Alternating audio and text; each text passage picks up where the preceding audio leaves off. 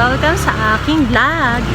At for today's video ay magpapasalon kami and magpapaganda-ganda lang kami. So, yeah. See you!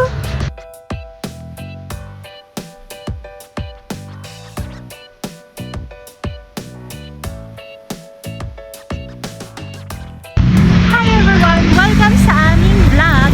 At sa vlog na to ay sasamahan ako ni Sam na pumunta sa parlor para magpa-facial at magpagupit na ng buhok. So, let's go! Go! I don't ever slow up, no I don't take shit. I got no love for the fakeness. If you wanna play tough and wanna hate this, I'll always show up. I don't ever slow up, no I don't take shit. I got no love for the fakeness. If you wanna play tough and wanna hate this, I'll always show up and make a statement. I don't ever slow up, no I don't take shit. I got no love for the fakeness. If you wanna play tough and wanna hate this, I'll always show up and make a statement. Everything I do so instinctive and so passionate. Every word I move so descriptive like an adjective. I got a pen.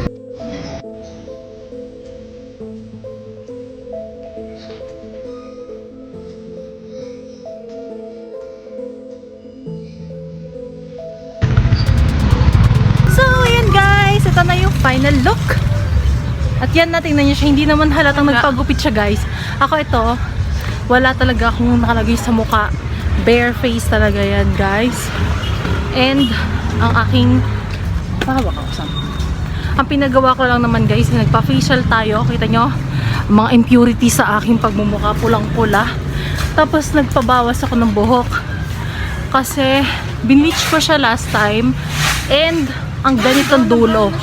Ganda nga niya guys, oh. Actually, hindi ko siya pinakulayan. Bala ko siyang pakulayan. Pero sabi, hindi daw, parang hindi ko gusto yung presyo. Ganon. So, sabi ko, wag na. Kasi, brown naman ng buhok ko eh. Okay na yan. Tapos sabi rin naman ni Sam, okay naman daw yung buhok ko. So, hindi na. Sabi ko, sige, treatment na lang, tas gupit. Ay, naging bouncy-bouncy siya guys. Kasi nawala na yung pangit sa dulo. And bas mukha na siya maganda, di ba? Yeah. Mas maganda yung itsura ko sa camera ngayon. Kasi yung nakaraan ako sa bug siya guys. Layered. Yes, pinalayered ko lang siya guys. Pero, shoulder length pa din. Kasi ayoko nang hindi siya shoulder length. So, ayan. Salamat sa panonood sa aming video na to. Don't forget to like and subscribe sa aming YouTube channel para updated kayo sa mga gatong klase video. So, bye!